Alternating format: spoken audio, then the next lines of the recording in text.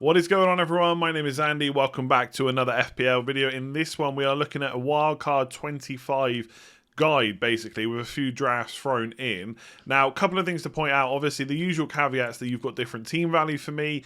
Some of you will have anyway, so you may or may not be able to afford these teams. It's not really designed for you to just sit here and copy. It's just to give you my thoughts on what I would do.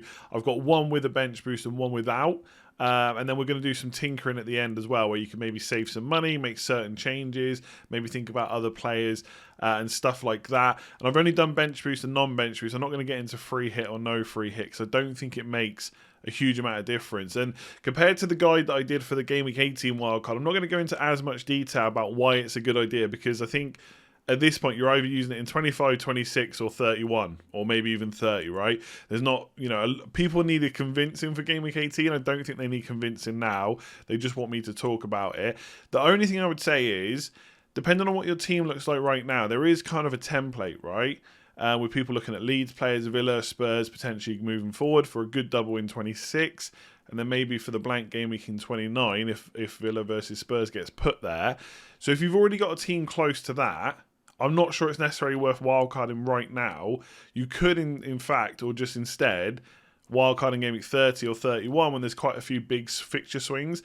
Right now, and it's hard to say for everyone, I think if my team was close to the template already, and I didn't have too many fires to put out, I was able to get through 25 and 26 well enough, then I think I would probably just save it till 30 or 31.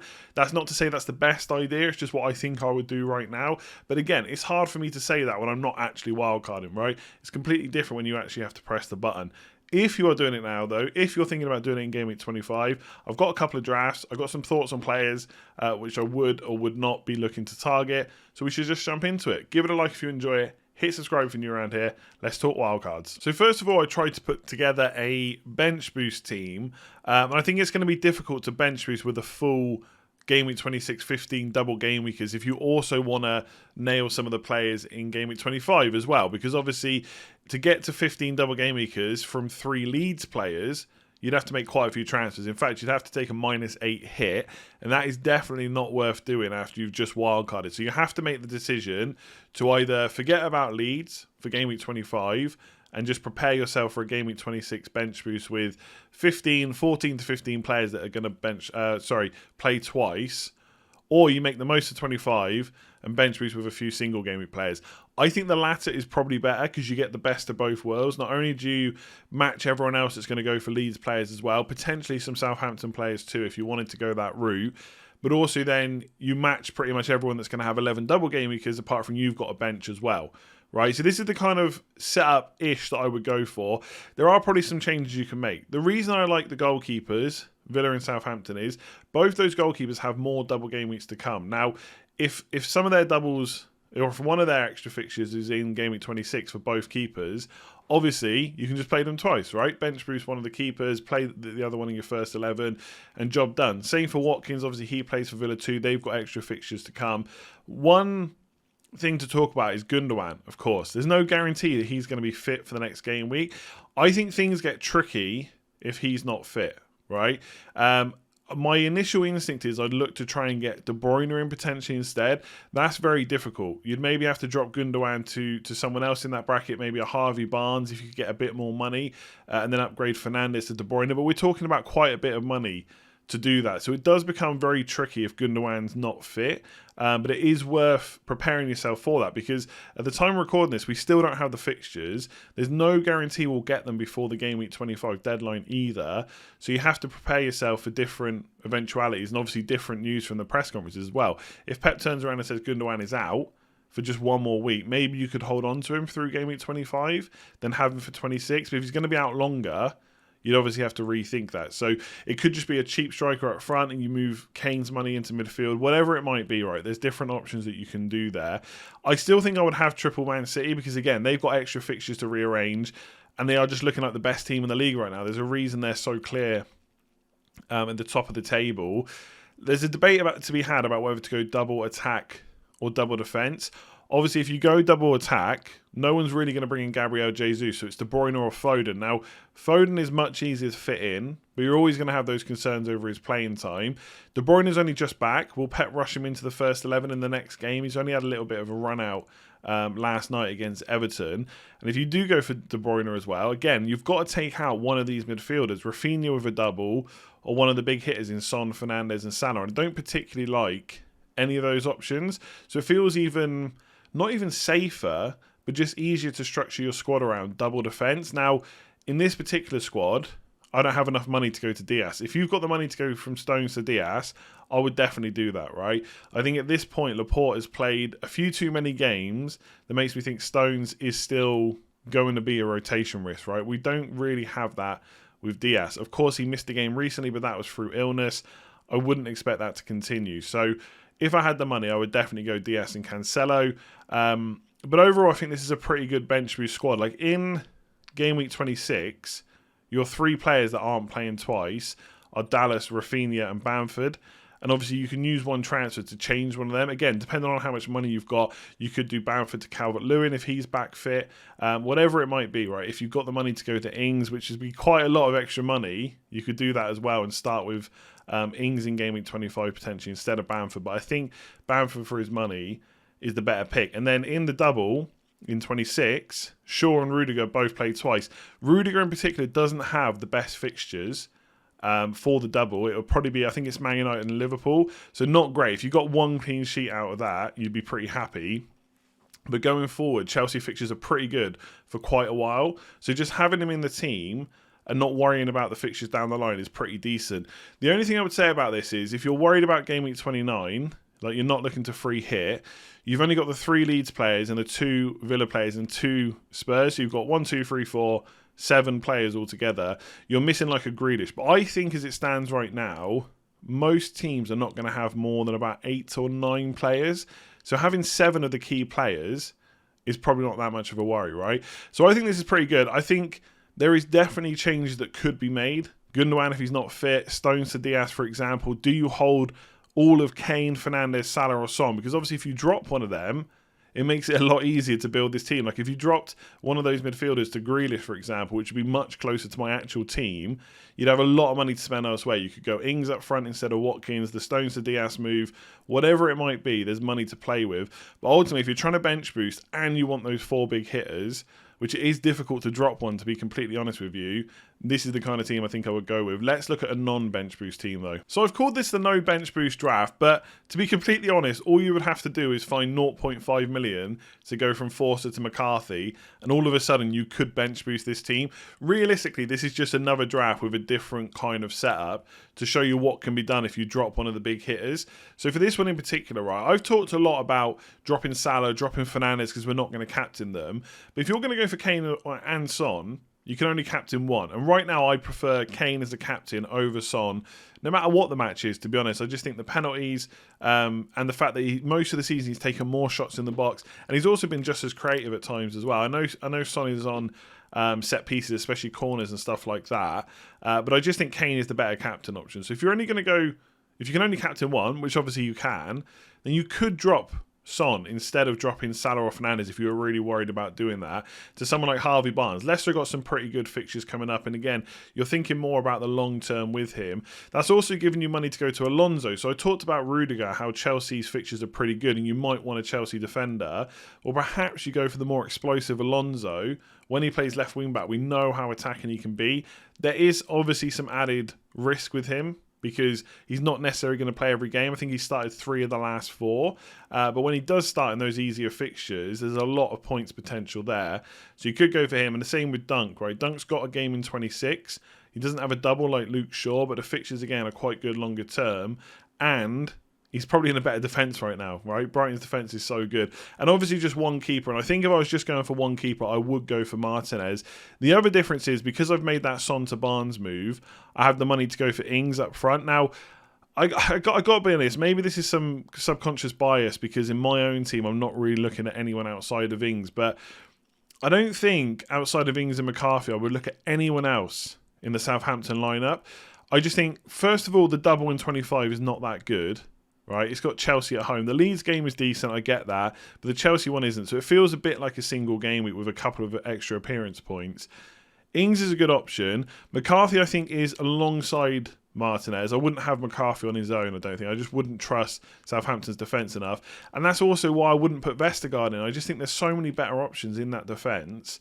And the same with midfield. Like you put in Redmond or Minamino, whoever it might be, they're taking up quite a valuable midfield slot. So I just got no interest really in Southampton. Even if they had 3 double game weeks over the next 3 game weeks, I still don't know if I would invest more than Ings. Maybe McCarthy, like I said, if you were looking to bench boost. But if you're not, I don't really see the point in having that extra goalkeeper. I would just play for one for now. There's obviously the risk of fixture postponements and stuff like that. And if that happens and Martinez missed out, not having a goalkeeper on your bench could hurt. But, you know, what happened last time? People benched him. Yes, he got 0 points, but then he got loads after that as well. So if I wasn't bench boosting, I would probably go with just one keeper.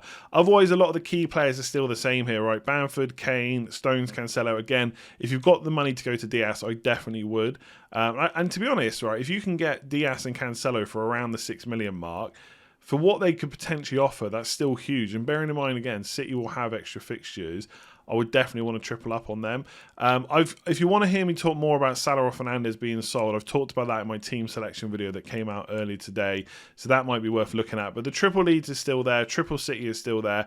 It's not really a no bench boost team. It's just a different kind of draft. But it'd be interesting to get your thoughts. I think Harvey Barnes has done so well this year, and Leicester's fixtures are good enough to maybe think about including him. And Alonso is a massive differential. And I think when you've got a fairly safe wild card, you can maybe go for one of those kind of differentials like Alonso. But obviously, keep in mind, you've only got like 13 weeks of the season left. You haven't got a wild card to bail you out. So don't go too crazy, just in case you then think, wow, I wish I had a wild card to change this team, because obviously then it'll be done. But let's take a look at this team in a bit more detail and go through some of the tinkering, some of the players that you could change to make, you know, changes elsewhere basically in your team. So I thought I'd do a little bit of tinkering just to mess around with the team and have a thought about some other changes that we could potentially make and talk about players and fixtures and stuff as we go. So I've talked quite a bit about Dunk's kind of short-term fixtures. I think in terms of goal threat, he probably is the best option in the Brighton defence. He is 4.9 million, so you can go cheaper.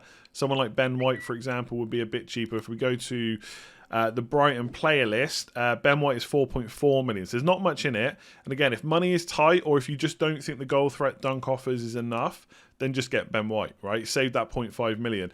But Crystal Palace at home is a good fixture this week. I mean, in this team, you're a bit stuck for players to bench really in your defence, because you'd be happily play at least one Man City. Dallas has obviously got the double, and Chelsea plays Southampton. If you don't think Danny Ings is going to do very well, you just play your Chelsea defender. So you might not even need Dunk or a Brighton defender this week, but it's worth considering. Then it's West Brom away, Leicester at home, Southampton away, Newcastle at home. So the fixtures are pretty good. And again, maybe a bench option, Ben White could be a better pick. I think one thing I spoke about quite a lot was putting Diaz in, right? So let's just fund that now.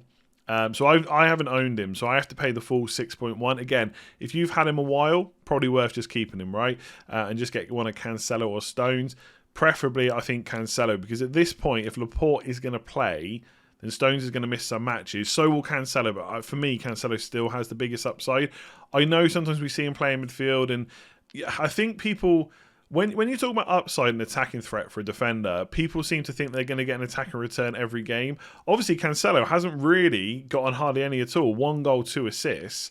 But the potential is there, and that is why I'd rather just go for him over Stones. I'm pretty sure Martinez would be my keeper. Again, if you're buying him from scratch, he's 5.3 million now. You could maybe go a bit cheaper, but that's still where I'd probably put my money. Arguably, Alonso might be a punt too far. Because you just don't know if he's going to play every game, whereas you know Rudiger will. And for 4.6 million, it's probably worth making that saving. So that's probably where I would go, and that also funds Diaz. And I still have 0.5 remaining. Now, Danny Ings is kind of contentious is the wrong word, but I'm still not 100% sold on him, because I think someone like Ollie Watkins, for example, might have a double in 26 as well as possibly Ings. Yes, he only has one fixture this week, but I think he's playing in a better team, to be honest, right now, Aston Villa, that are going to score more goals. So you could go straight down to Watkins. And this is kind of bringing it back to the original team I spoke about. bringing Watkins in instead, and then just going from Barnes to Son and trying to find 0.3 to upgrade him. So that could just be for a cheaper defender, right? You've got 4.6 million to spend on defence for that dunk position, and you can just go for whoever it might be. Like if I'm looking through here now, Sofal 4.7, obviously he would play in the double. You could go for Loughton. I wouldn't expect too many attacking returns, but he does play West Brom at home. So if you didn't want to play Rudiger against Southampton, you could play Loughton instead. That would give you Watkins, Bamford, Kane, Son, Fernandes, Gundogan, Salah, Rafinha. The only problem I foresee, slight problem, is if you want to play at least 11 double game weekers, Rafinha and Bamford obviously don't double in 26. So you'd have to upgrade one of them, and obviously you haven't got too much money to do that, just 0.1 million. So again, this is where the conversation around dropping Son, Fernandes or Salah would come in, or maybe even Kane, right? If you preferred Son, you could just drop Kane and go really cheap up front. So Calvert-Lewin, for example, if we bring him up here, I know he's injured, but if he was back potentially for the Liverpool game and you knew he was going to be fit, you got Southampton at home. That will be coupled with another fixture probably for 26. Chelsea's difficult in 27, but then it's Burnley at home, Palace at home, Brighton away. It gets a little bit easier, so you could just go for him instead. And again, use that money elsewhere. The biggest issue is what if Gundogan is not fit? So let's say you wanted to go all the way to De Bruyne. At this point, you have to make a sacrifice, right? We talked about this all throughout the season. You can't have every single player, especially every single big hitter. So now it gets really difficult. If you've not got a bench boost and you're not looking to bench boost, then you could go 3-5-2 without Kane. Bring in someone like Brewster. I know he's not playing at the moment, but he is only 4.4 million and potentially he's going to get minutes at times. That would then let you play 3-5-2 or even 4-5-1, right? You could play that instead, whatever it might be. And then you'd have 2 cheapies up front and 4 big hitters in midfield. And I know a lot of people were kind of going off De Bruyne before he got injured, but he is somewhat of a differential now. In live teams, he's not going to be that highly owned because he has been injured. And Man City do have probably multiple doubles to come shortly, and not many people are going to look to buy him. So on a wildcard, you have got an option of going a little bit different. And obviously the other option is to go double attack. So again, you probably would take out one of the big hitters at this point. So if you take out Son, for example, we haven't got Kane yet. We'll see if we can fit him in. Let's say Gundogan's fit, but you also want De Bruyne. You can't go for Cancelo, which is fair enough, but just for argument's sake, let's just put in a Man United defender a sec. So Luke Shaw at 5 million. That gives you 5.3 million to spend. So again, you could play 3-5-2. Right, so let's just say in a normal week you play Shaw, Diaz and Rudiger, and you've got a very cheap defence here, but also a bunch of very good defenders. And I'm sure if I thought about it a bit more, I could swap out some of these cheapies, but I'm just trying to give you an idea of overall structure. So you've got a pretty cheap defence, play 3 at the back, and then you've got a 3-5-2, but you've also got 5.3 million to spend. So Watkins or Bamford could go right up to Harry Kane, and then you are back to having 4 big hitters, but no Son. So you got De Bruyne, Fernandes, Salah and Kane, and also Gundogan as well. And I know a lot of people are thinking, well, when De Bruyne's back, Gundogan won't be as good. But if we have a look at De Bruyne, right, so when did he get injured? In game week 19, so in the double game week. He did disappoint that a bit that week, didn't he? In game week 19, Gundogan scored twice. He blanked the game before that, scored against Chelsea, scored against Newcastle, scored against West Brom. So De Bruyne didn't hurt his output. Yes, it's a very small sample size. We don't know if that would continue. But I quite like that option because you go for the double attack while everyone's stuck on double defence. You've still got pretty much the guaranteed Man City defender, like the most decent one, that's definitely going to start every week, you would say. Plus you have Kane. You also cover Watkins. But obviously, the one thing you don't have is Bamford up front. But that's easily solved by just starting with Bamford instead of one of Watkins or Kane, then using your Game Week 26 transfer to change it. So I really like this. Right, I think you take a bit of a risk by not going for Son and going for De Bruyne instead, but potentially if De Bruyne goes mad, or if Man City have loads of doubles and he's fit enough to play them, you get ahead of the crowd. And those who aren't a wildcard like me would struggle to get to a team like this. So I really like this. And like I said, you just start with Bamford instead and a lot of money in the bank, and then switch him to Kane later on. Obviously, you got free hit and stuff that comes into it. If you sell Bamford, he's got a game in 29, but you could always get him back. It's not very far away, so you would be using transfers to take someone out and then back in, but it is worth considering, right? So that's what I'd probably do. Obviously, if Gundogan's not fit, then you've got loads of different ways you can do it. You could just get a cheap player in there, or you could go 3-4-3 and go for 3 cheapies up front. So Bamford, I think we can fit Kane in. Let me see here. And then obviously you go for a cheap midfielder, right? Whoever that might be. Smith Rowe potentially for 4.5. I don't think he's gone up to 4.6. Whoever, let's just put, we'll just put Smith Rowe because he's only 4.3. So then you'd be playing 3-4-3. You've got your Bamford, you've got your Rafinha, and you've also got Kane. And you still have De Bruyne if Gundogan's fit. If not, I quite like the 3-5-2. Anyway, I'll leave the tinkering there for this particular wildcard because that's just some thoughts about players you could consider. Like I said, this isn't to say this is the best team. I'm just giving you my thoughts about particular players that I would look at bringing in on wildcard. Obviously, if we get the fixtures between the time this video goes out and the deadline, that might change things. But I think we pretty much know who the good teams to target will be. So your Spurs, your Villa, potentially Everton as well. Man City, decent too. So they're the kind of players that I would definitely be thinking about. And right now, I do think there's a lot of cheap defenders that offer massive value. So Shaw, Rudiger, and obviously Dallas for the double as well. So that's the team I'm thinking about. Let me know in the comments below which players have I missed, because I'm sure while thinking of this on the fly, I've missed an obvious player that I've not even put into the team once yet. So there we go, that's it for this one. Hopefully it was useful. If it was, please do give it a like and hit subscribe if you're new around here. Like I said, I didn't want to just do one draft and say this is the draft. I quite like the tinkering, to be honest. I know sometimes it goes on a little bit long, but it gives me a chance to get all my thoughts out and kind of how I'm thinking about it when I'm making kind of drafts and stuff like that and talking about different players. But I think ultimately, Triple City, few Villa, few Spurs, all look good, and we can probably plan for that regardless of whether we get the fixtures before the deadline or not. So there we go. I'll leave it there. Leave me a comment below. Let me know if you've got any other questions, any other players that I've missed. And if you want to sign up to Patreon, there's a link in the description below. Loads of perks and benefits over there. Everyone that signs up gets up on the Legends Wall. You know the deal by now. So if you want to check it out, link in the description below. And I will get everyone added to Slack and stuff pretty much as soon as they sign up. So thank you for watching. I'll be back tomorrow with captaincy video and a deadline stream ahead of the Double Gameweek 25 deadline. If we get fixtures, we will try and get a video out before then as well. But of course, there is a lot of content to make tomorrow, including the Patreon Q&A. So I'm not sure how much I'll be able to do, but I will do my best. Please like the video, please subscribe, and I'll catch you again soon.